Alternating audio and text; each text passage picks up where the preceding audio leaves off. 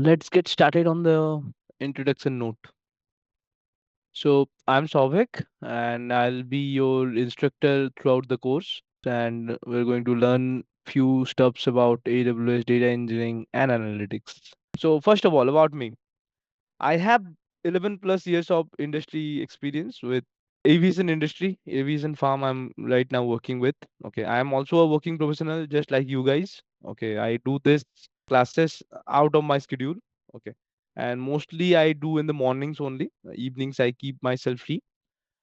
And so I'm based out of India. I'm currently working as AWS data engineer as well as a DevSecOps engineer as well, because I'm not handling only data engineering projects. I have to look at the infrastructure part as well on AWS side. Okay. And not only infrastructure, I look into the security part as well. Okay. Right now, things are shifting and you have to learn and develop new skills. That is very important, not only on purpose of switching jobs. Okay, that I don't believe that only switching job can be a purpose, but if you talk to some people, if you go ahead and participate in the project deeply, okay, you have to think about some loopholes also in that project. You have to think about saving your org as well with some unnecessary costs. Okay, so that takes my interest out. When I have seen some security vulnerabilities in our projects, when I have seen some unnecessary costs that are going around in our projects, so that drags my interest into these things.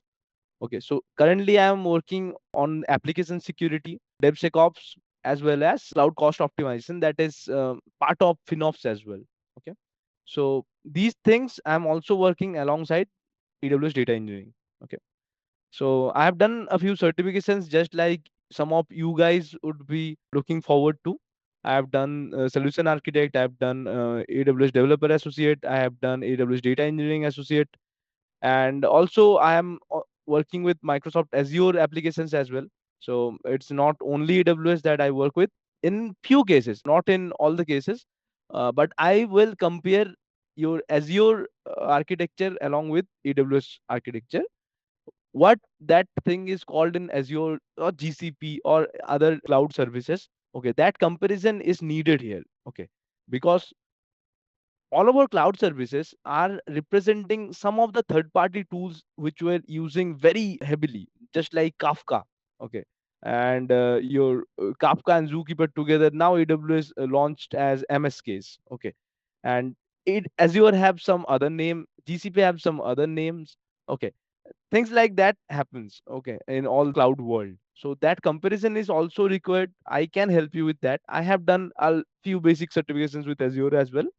I've done easy 204, easy 400, the very simple 900, and I'm trying to get my hands dirty with AI tools as well. Although in AWS I'm currently working with Bedrock, SageMaker, and Q, these kind of things, but still a lot of progress and a lot of hands-on needed for me as well to help you guys with the AI and model training tools. So hopefully in future, after the next 2 months, you never know that what can happen. I might conduct 2 to 3 classes on all the tools that we'll be using, like Glue, Kinesis, and all the tools that we'll be using over there. If we can train some models and include AI as well, because that is on demand thing that you have to ingest your AI techniques as well in all the things that you are doing currently. Okay, so that is also needed. Okay, one more thing that I have focused on throughout my career is security. Okay, so I have done this white belt certificate as well with security. I have served one of my project for 1.5 years as a security guardian, and I was using a very common tool named as Cloud Custodian. If you have heard about it, anyone from Azure background, if you have heard about it, Cloud Custodian I have used there. Okay, so those understanding also I'll be sharing with you that even with data engineering, all the pipelines that we'll be building, all the data flow that we'll be looking at, security would be maintained and security would be discussed there. Okay, I have done one more course or certification, if you know, that is Terraform. Okay, and I would be talking about Terraform as well, because all these resources that we are going to talk about and we are going to spin up in AWS infrastructure, this is not going to be only some slides that I'll be playing. Okay, it would complete project that we'll be making. It would be complete scratch that we'll be starting out from, because some of us might not have any idea on a particular topic. So we'd be starting with very scratch and what that particular service does, and then we'd be using that service one by one to our bigger pictures. Okay, these services in AWS, we generally will be deploying out of the AWS portal itself.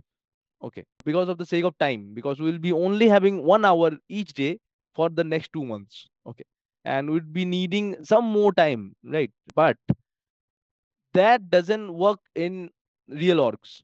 Okay, there you have to deploy your resources with some SDKs or some CLIs, or the modern day trend, that is IAC, infrastructure as code. So I'd be showing you a little about IAC as well, although Terraform and inclusion of Terraform is not part of this course. But with the growing interests of the students, they want Terraform to be there. Okay, and that was hugely asked to me in my past sessions as well, that whether Terraform is going to be included in a data engineering course. So we are going to include Terraform and Terraform basics, but that would be only 1 to 2 classes that would be working with Terraform. All the things that I'll be doing would be out of AWS portal itself. Okay. And the deployment of the resources, I'm going to show that how these things can be done with Terraform at the almost very end of this course. Okay. So we would be talking about Terraform as well. Fine. That's quite it about myself. I don't want to speak much. I have just given you some references that what I do and what kind of things we'll be doing. I speak English, Hindi, and Bengali. I am a Bengali. I am from West Bengal. Okay. So talking about data and why this data engineering course is important, why data engineering is important. Some of you might already be in this field for years, and you'd be knowing that what kind of importance that the data holds. So 90% of the world's data was generated in last 2 years. So that is where things are going more crazy nowadays. Even people who are working as full stack dev or normal Java dev or any other specialties that they are holding, they're slightly being drawn towards data engineering. Okay. So their SQL skills, their normal DB skills are being more required out of a sudden in last couple of years, and they are looking, or they are moving towards the data field, not by their choice only, but with people's interest, with your principal engineers, your architects, or your client side interest, that they should do a little more with the data, because these models and model training that we are talking about largely nowadays are running with your data only, with your data more optimized. Okay, with your data having more insights about the real need of the product. Okay. So these things you would be needing. And to help us, AWS have provided us a lot of new services to work with this data and work with different kinds of data. So we would be seeing these different kind of data. Okay. This slide I will be sharing you anyway, but that doesn't, this slide I cannot go fully, and it doesn't have all the necessary details that I want to talk about in this very less time. Okay. So opportunities as a data engineer, or after this course, I can say that you can be a very good AWS data engineer. Okay. And you can be a very good AWS data architect as well if you have or hold the necessary years of experience with AWS. Then it can be very easily a data architect course for you as well. A very good data analyst, because we are going to be talking about a lot of analytics tools as well. A big portion of this course is going to be analytics only. Okay. Then you can be, based upon your previous experience, you can be a Power BI engineer, you can be a machine learning engineer, data scientist, data quality analyst, and DBA. Okay. So there is a lot of things that you can be, but we are going to talk about mostly things that is part of your data engineering and AWS data engineering. So you have your day-to-day responsibilities as well as a AWS data engineer. What they are going to be, they are mostly going to be managing your data pipelines, which you will be building through various tools. That can be your AWS step functions, your AWS state machines that we are going to work with. And then you also have your AWS Glue and AWS Glue workflows to build those pipelines. And then you're going to be managing those pipelines or codes, and those you can host those pipelines in many AWS services that will be introducing to you later on. Okay. And then there would be data integrations as well to many third party apps or many hybrid architectures that you are going to see. Maybe that is not right now present in AWS. Okay, that is present outside AWS. And that integration you have to do. And in most of the cases, you're going to face these scenarios where your data integration would be needed to different hybrid architectures. Okay. Data quality assistance, this part is, if you take 5 years back from now also, the data quality assistance was completely maneuvered by TBA people who were working only with databases. Now, this data quality assurance part can also be taken care by data engineers as well. Okay.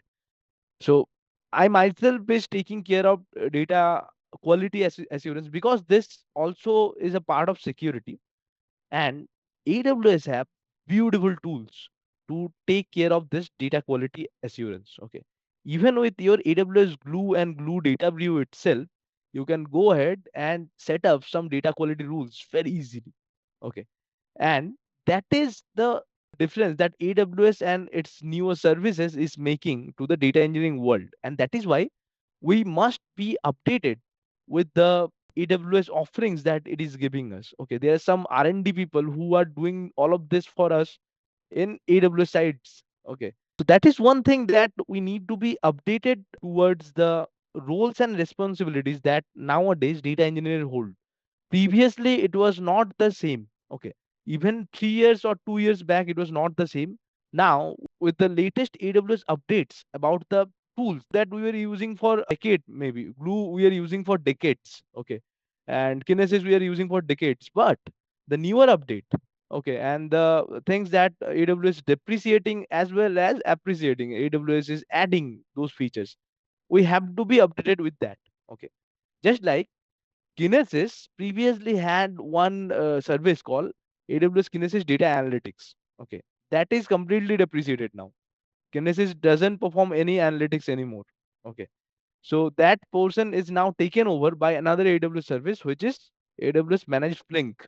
Okay, so these things are coming every month. Okay, with a new AWS newsletter or marketplace news, you get to hear that okay, this is done and this now can be handled by another AWS service. So we need to be updated with AWS or AWS newsletters as well. Okay, not only we will be doing this course, you can also add up little more updated news that you have heard today, okay, while working with this course to the whole class. Okay, that would be a real good thing that you can also contribute here. Okay, to all the other people and also to your own knowledge. ETL processes are something that we are going to work with day in and day out. ETL is going to be our go-to thing for the next couple of months. We are going to work with AWS Glue mostly to perform this ETL things, and also we are going to add up a lot of AWS services, and then we are going to make a ETL pipeline. And other things that we are going to be doing as a data engineer after we complete things is going to be collaboration with data teams as well, performing tuning and documentation. And also you need to be staying updated all the time as a data engineer because your roles are going to be changing over time. Okay. With all the newer tools and services coming in, your roles are going to be changing over time. So that is a thing. Okay. So popular AWS data engineering tools which are there and which we are going to be talking about. Initially, we are going to start with S3 and we are going to see the capabilities of S3. Okay. That what we can do with S3 and not only object storage, and what kind of data activities we can do with S3, how we can integrate S3 with a lot of other AWS services. Then there is different AWS databases we are going to talk about. It's only Redshift written here because it's popular. Okay, but we're going to work with DynamoDB, RDS, and Redshift, and few other database options as well. And by RDS, I mean Aurora as well, with PostgreSQL and MySQL. Okay. Then there's the hero of our AWS data engineering, that is AWS Glue. And we're going to work with Glue in and out. We're going to work with Glue, Glue Data View, and a lot of other AWS Glue services. There would be crawler runs, there would be automated crawler runs. We're going to automate things to the extent that we know. Okay. And Glue is going to be everywhere, guys. So not only particular session. We are going to integrate Glue with all the other things that you are seeing here. Okay, with S3, with Redshift, everything is going to get a little touch of Glue integration. Okay. Then there would be EMR. We're going to work with the MapReduce and Apache Hadoop and Spark environments, and not a lot of code that we are going to work with in Apache Spark. I'm not telling you that I'm going to teach you Spark end to end, but we are going to know what kind of thing that this particular code is doing, and we are going to work with bunch of AWS Spark codes. Okay, and you will get a good idea that what this particular Spark code is doing, and what kind of generic Spark codes you are going to need for this resources. Okay, even Glue is going to generate Spark codes for you. Then there would be Kinesis, okay, for streaming data. And so all of this we are going to talk about is based on the data pattern that we have. It can be a static data, it can be a streaming data, it can be data which has to be provided to the consumer in a near real time basis, not in real time. Okay, so these partitions of data, or this kinds of data, these types of data, needs to be handled by different AWS services. So you have Kinesis, and you have Kinesis Data Firehose for different purpose of data speeds, data transfer mechanisms. You'd be seeing AWS data pipelines in a lot of different modes. Okay, so there would be various resources used for data pipelines. Okay, and what how data can be moved from one resource to another. Okay, then there would be Amazon RDS. RDS is again part of your database, and a lot of thing that is going to be touched upon in RDS. There would be Athena and a lot of other analytics tools. Lake formation we are going to talk about, and also we are going to talk about AWS QuickSight. Okay, so these two, 8 and 10, are mostly about analytics. Apart from this, we are going to talk about a few more analytics services, not only QuickSight and Athena. We're going to talk about Redshift Spectrum. We're going to talk about AWS OpenSearch, and Elasticsearch is now known as OpenSearch. So if you are familiar with that term, so we are going to talk about some more things that we can do with analytics. They would be we can simply use different CloudWatch and CloudWatch logs to do analytics as well. And we are going to see that how with normal monitoring and governance tools we can take it to analytics portion. Okay. And other popular AWS tools that we are going to get a touch on is Hadoop, Spark, Kafka. I've just talked about Kafka, and we are going to work with AWS MSK, which is the AWS representation or offering with Kafka. Then Airflow, and nothing much. Informatica is going to be covered with Glue only. And yeah, we are going to take a reference of all this, and I'm going to tell you that how this tool is referenced by the AWS service that we are working with, and how we are slightly ahead of that particular tool with AWS. Okay, just like Azure Data Factory, a lot of you people would be knowing about Data Factory and what are the Data Factory uses. Okay, so I have also personally worked with Data Factory for years. Okay, and I know that how Data Factory is so much essential for Azure and services which are attached with Azure.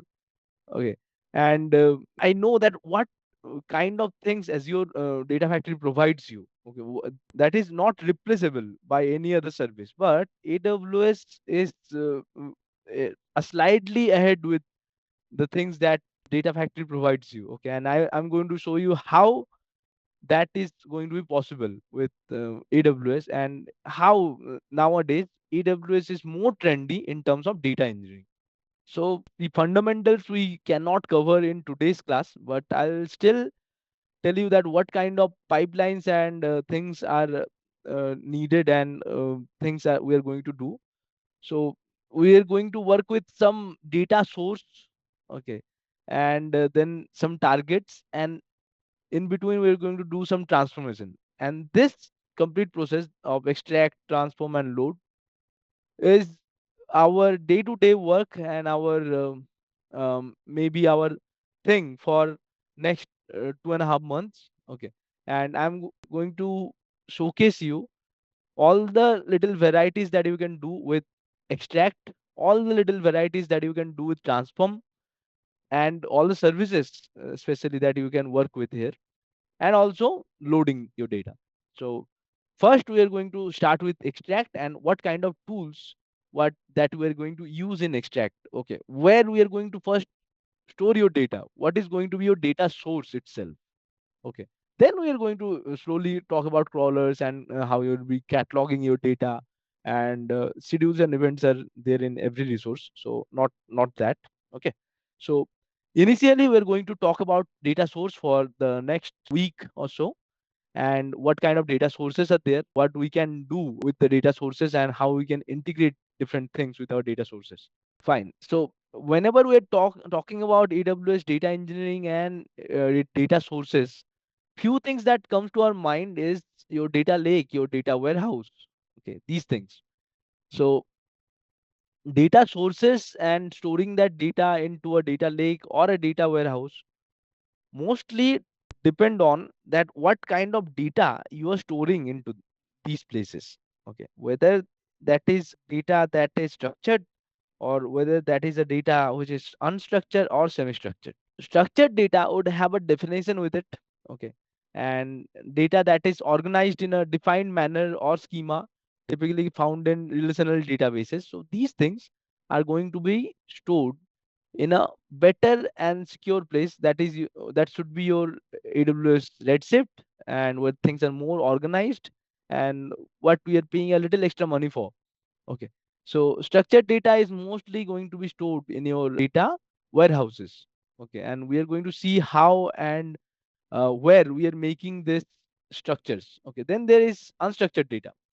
So this is pretty much raw data that have a lot of infrequencies with it. Okay. So there is no schema particularly, and it is not easily queryable. So these things can be stored in our data lakes. Okay. So unstructured data or data types that doesn't have a schema or doesn't have a particular structure in it. So it can be normal text files without a fixed format, videos or audio files which are simply different objects or blobs. Okay, and then images and emails and word processing documents, these things, and everything, pretty much everything, which doesn't have a structure or necessary processing of data in it, can be stored to your data lakes. For most of our AWS course that we are going to work with, we are going to use S3 as your primary data lake. Okay. So S3 you might have heard only for object store, but we are going to use S3 as your primary data lake, because a lot of data engineering products that nowadays are completely working fine in a lot of big orgs are using simple S3 for their data lakes, and we are going to use S3 itself as a data lake. Although we are going to see that what lake formation is and how we can make more governed, more secure AWS data lakes. Okay, and that would be also taking the data source from S3 itself. Okay, that lake formation would be also taking the data source from S3 itself. Okay, so we're going to see then how and where this structured, unstructured, and semi-structured data we are storing in different kind of data sources. Okay. And now, what kind of data source that we will be choosing throughout our course is mostly not data source, sorry, what kind of data engineering resource or ETL resource that we are going to choose throughout our course is mostly going to be based on the properties of the data. Okay. So whether it's a volume of the data, so it's if it is a big mass volume data, then I'll just give you an example that what we are going to do for mass volume of data in mass velocity, or what kind of variety of the data for what we are using, we're going to be using Kinesis or other data resources. First of all, the volume of the data. Okay, so your volume of the data can be big, can be small, can be small in segments, and can be big in segments. Okay, just like for a data, let's say take example of a streaming data. Okay, so for streaming data, previously, if you are in the data engineering field or in a data architect field, you'd know that for streaming data, Kafka is the go-to thing. Okay, so Apache Kafka along with Zookeeper is the go-to thing for streaming data. They provide you clusters and they process the streaming data very well. Okay, but based on the volume of that streaming data, based on the packets that the streaming data is having, whether that packet is only of 1 MB or greater than that, whether that packet is holding small segments of 10 MB but of data. Okay. Nowadays, people are working with streaming data a lot. Okay. It's way more than last couple of years. Okay. So the usage of streaming data is very fast. Okay. With all this NLP things are coming in, all the IoT devices that we are working with. I am personally working with a IoT device data engineering architecture where our IoT devices are sending data in a streaming fashion, in a real time fashion, and then we have to work with that data. Okay. So that is again coming up with the volume. Okay. So the data volume that is coming up here is matters that what kind of AWS resources we are going to be choosing. If the data size or data packet size is less than 1 MB, then for that particular streaming data, we are going to use Kinesis, AWS Kinesis. If it is not, it is more than 1 MB and we have to process that data in a real-time fashion, then we are going to use AWS MSK, which is the AWS managed service for Kafka. Okay. So it is very necessary that we analyze the data volume as well, and we talk to our customers or whoever is going to send that data to us in advance before building the complete data engineering project. Okay. Then the velocity of the data. Again, as I am saying, that whether that data is coming in real time, or that data is sitting in an object store, or whether that data can be processed in near real time after analytics. Okay. So based on the requirements of the velocity, whether I'm getting a dynamic data or a static data or dynamic data in what frequency. Okay. Based on all of this, you have to again choose your AWS resource. Okay. So what is the velocity of the data is again very, very important, and we're going to consider that, and we're going to take different AWS services to consider that velocity. And then the variety. Okay. So variety is basically whether that data have some schema inside or it or no. Okay, whether we are dealing with the data which is pre-processed and cleaned, or it is just some VPC flow logs, it is just some CloudWatch logs, or some daily logs that is being generated, or some IoT device is generating different kind of machine metadata, and which is just being stored in our object stores. Okay, so those kind of data we cannot expect much of structuredness from that data, right? So those would be unstructured data, raw and uncleaned. Okay. So based on the variety of the data, we are going to choose our data store, whether I'm going to put my data in a data lake or a data warehouse. Okay. What these particular terms does, we're going to cover that. Okay.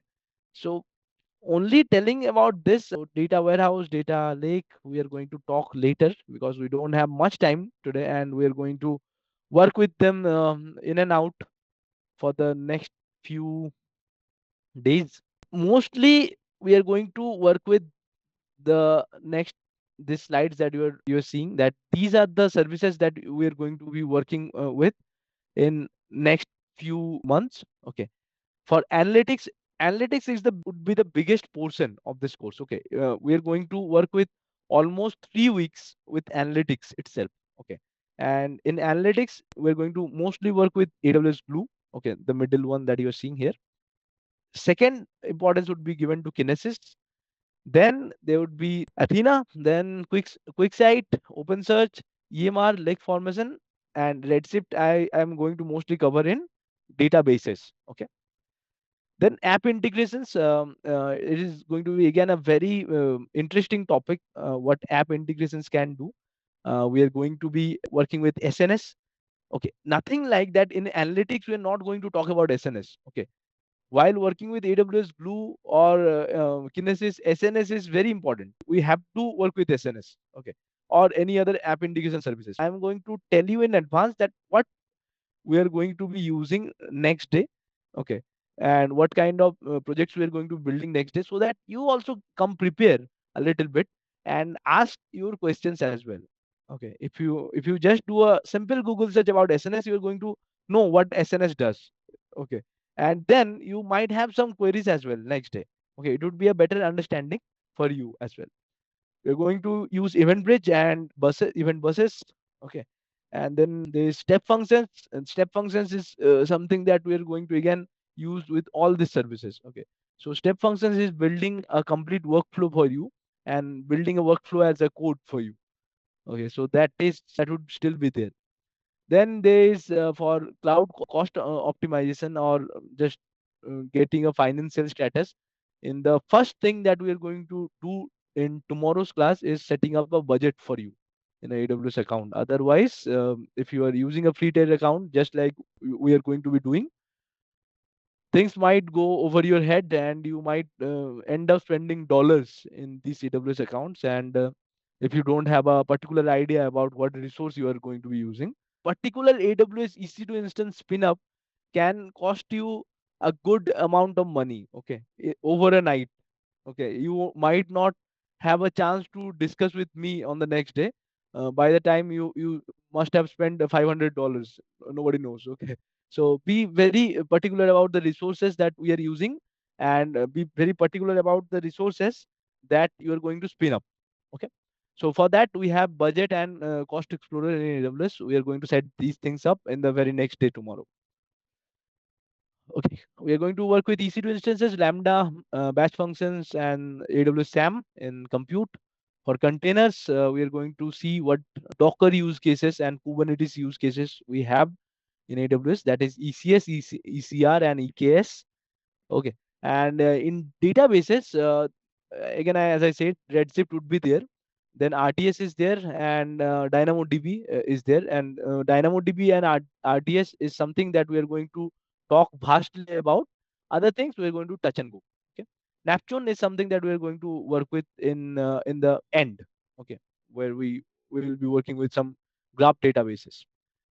Then there are developer tools which we are going to be working with every day. So CLI, Cloud9, CDK, these are something that we're going to be using almost every day. Okay, and code build, code commit, code deploy, code pipeline, I'm just going to touch and go. These are mostly AWS DevOps things. Okay. Then there is API gateway. We are going to build an API gateway, and we're going to secure our application using API gateway. For machine learning, we're just going to talk about SageMaker. That's it. Okay. No Bedrock and Q, but I'm still thinking about including few classes on Bedrock and Q as well in the very end if we have some time. Okay. Then Cloud Formation, Cloud Trail, CloudWatch is going to be discussed very granularly. AWS config as well, manage Grafana as well, and not much more than that. Okay. So Cloud Formation, Cloud Trail, CloudWatch, Config, and Grafana. You are going to have a good idea about DMS for migration and transfer. And then there is nothing much that we are going to talk with migration and transfer, because we are going to do all these things with AWS Glue itself. Okay. And then for networking, yeah, networking topics are very important, and we are going to talk about VPC and subnets very vastly. Okay, and that is something that what kind of AWS interview it is, AWS cloud engineering interview, solution architect interview, DevOps interview, or a data engineering interview. People are going to ask you questions from AWS networking point of view, because that is everyone's favorite. Okay, so we are going to talk about AWS networking in a not in a nutshell, but also a little deeply. Okay, so VPCs, CloudFront, and Route 53 is something that we are going to talk very deeply. Okay. Security wise, these things are going to be included in almost every class, that is IAM roles. Okay, because the resources that we are going to be using, the data pipelines that we are going to be using, the workflows that we are going to be using would need particular IAM roles and access to be talking to each another. So IAM is almost in every class. For the next 2.5 months, we are going to work with IAM rules and IAM roles creation. Also, we are going to talk about KMS, securing your application with WAF, and secrets manager is something that we know, right? To store our database credentials and secrets, we have to use this secrets managers just like any other key vaults. Okay, and for storage, which is very important and which is we are going to start with from next day onwards, we are going to talk with S3, EFS, and EBS. S3 that is something that we are going to start with next class, and then gradually EBS and EFS. Okay, AWS backup at the end of storage. This is your next class is going to be with S3. We are going to start with S3.